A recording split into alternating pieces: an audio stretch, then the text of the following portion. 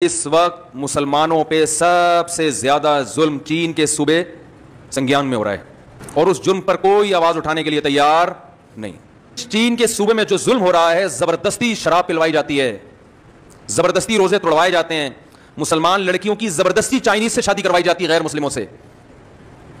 جیلوں میں ڈالا جاتا ہے، بے انتہا ٹارچر کیا جاتا ہے ان کو، اور اس جرم پر کوئی آواز اٹھانے کے لیے تیار نہیں۔ انہوں نے کہا، انتہائی افسوس کے ساتھ انہوں نے کہا، بہت جذباتی ہو گئے تھے جب یہ بات کہہ رہے تھے نا، تو انہوں نے کہا میں نے ایک مجمع میں یہ بات ذکر کی ہے، لاکھوں کے مجمع میں، اس کے نتیجے میں 20 ممالک نے چائنا کے خلاف احتجاج کیا، ریکارڈ کروایا احتجاج، لیکن انتہائی افسوس کہ وہ 20 کے 20 غیر مسلم ممالک تھے، ایک بھی مسلم ممالک اس میں شامل بولو بھائی نہیں۔ اور اس سے بھی زیادہ افسوس کہ نہ صرف یہ کہ کسی مسلم کنٹری نے چائنا کے ظلم کے خلاف آواز نہیں اٹھائی، بلکہ 15 اسلامی ممالک ایسے ہیں جنہوں نے چائنا کے ظلم پہ اس کو اپریشیٹ کیا ہے کہ آپ بالکل ٹھیک کر رہے ہیں۔ کچھ ممالک ایسے ہیں جنہوں نے خاموشی اختیار کر لی کہ چائنا سپر پاور ہے، ہم اس سے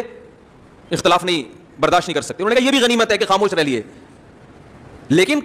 چائنا کی حمایت کرنا کہ آپ جو کچھ کر رہے ہو ٹھیک کرو، کتنے اسلامی ممالک؟ 15۔ تو یہ بہت افسوس کی بات ہے۔ آپ اس سے اسلامی ممالک کے سربراہان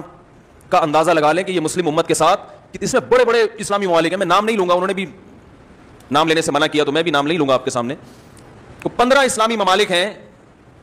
جنہوں نے چائنا کے ظلم میں اس کی حمایت کی۔ انہوں نے کہا کہ آپ ظلم پر خاموشی اختیار کر لیں کہ آپ کو خطرہ ہے ظالم سے، اس کی پھر بھی کوئی لاجک بنتی ہے، ایمان کا ادنا حصہ ہے، لیکن ظالم کی حمایت شروع کر دیں، یہ کتنا بڑا جرم ہے۔ تو ایک بہت اہم پیغام ہے ان کا امت مسلمہ کے نام، چائنا جو کچھ کر رہا ہے مسلمانوں کے خلاف، اس پر بھی اس سے بھی زیادہ آواز اٹھانے کی ضرورت، اور اپنے مسلم حکمرانوں کی ہدایت کے لیے بھی دعا کریں، اللہ تعالیٰ ان کو ہدایت دے، اگر ہدایت کے قابل نہیں ہے تو اللہ ان مسلم حکمرانوں سے ہمیں نجات دے۔ تو ایک بہت اہم پیغام ہے جو میں نے کہا کہ میں انشاءاللہ شیئر کروں گا، کہ اس وقت سب سے زیادہ ظلم چائنا میں ہو رہا ہے۔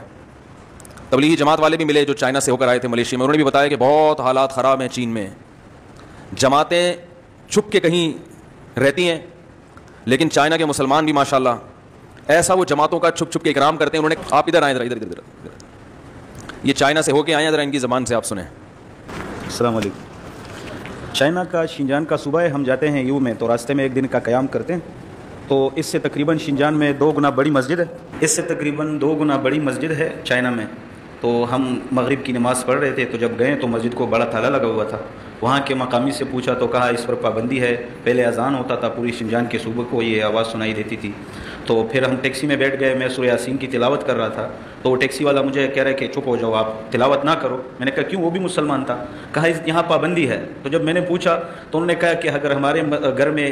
جانماز ہے تو اس پہ بھی قید، ماشاءاللہ دیکھتے ہیں وہ دیواروں پہ جو لگا ہوتا ہے اس پر بھی 6 مہینے قید ہے، ہمارے جو مرد ہے ان کو جیلوں میں ڈالا ہوا ہے، اور عورتوں کے ساتھ پتہ نہیں کیا کیا ظلم کرتے ہیں۔ تو بہت مسلمانوں پہ شینجان، بالخصوص شینجان صوبے میں، انہوں نے شینجان کا صوبہ چھوڑا ہوا ہے، وہ مسلم نام ہی نہیں بتاتے، ہم ان سے وی چیٹ لے لیتے ہیں تو کہتے ہیں کہ آپ نے ہمیں سلام نہیں کرنا، کیونکہ اگر آپ نے سلام کیا تو وہ ریکارڈ ہوتا ہے، پھر ہمیں اٹھاتے ہیں، ہمارے ساتھ ظلم کرتے ہیں۔ تو بہت برا حال ہے، اور بہت زیادہ مسلمان وہاں پہ نمازیں نہیں پڑھتے۔ پھر ہمارا ایک پٹھان تھا، ہم اس کے ہاں چلے گئے، ہوٹل میں اوپر نماز پڑھی، جانماز ہم اس دکان میں بچھا رہے تھے تو انہوں نے کہا کہ یہاں سے اٹھاؤ، میں مسلمان نہیں ہوں۔ پھر ہمیں نے اس دوست نے بتایا کہ یہ مسلمان عورت ہے، اور یہاں کے ظلم کی وجہ سے یہ بھی آپ کو کہہ رہے ہیں کہ میں مسلمان نہیں ہوں۔ تو آپ سب سے درخواست ہے کہ ان کے لیے بھی دعا کریں، اور حضرت سے بھی درخواست ہے۔ ایک اچھی بات ہے کہ صرف ایک کنٹری ہے جس نے آواز اٹھائی، صرف ایک ترکی ہے جس نے ابھی آواز اٹھائی ہے۔ تو ایک اللہ تعالیٰ نے چونکہ دین کو محفوظ رکھنا ہے، اس وقت طیب اردگان کا جو کردار ہے ترکی میں، بلکہ عالم اسلام کے لیے، اس اقدام کو ڈاکٹر صاحب نے بھی سراہا ہے، ہمیں بھی سراہنا چاہیے، علماء بھی ساتھ ہیں۔ ایک ہمارے سامنے جو بہترین مثال ہے نا اس وقت، وہ ترکی کی مثال ہے، تو ہمیں ترکی سے سیکھنا چاہیے۔